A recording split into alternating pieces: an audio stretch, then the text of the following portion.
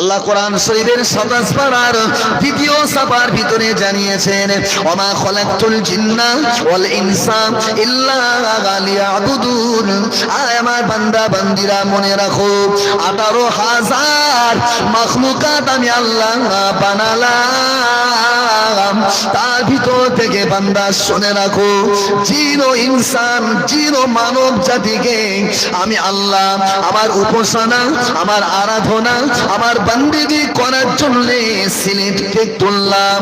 ও বান্দা বান্দিরা, তোমরা যদি ইবাদত উপাসনা করো লাভবান তোমরাই হবে।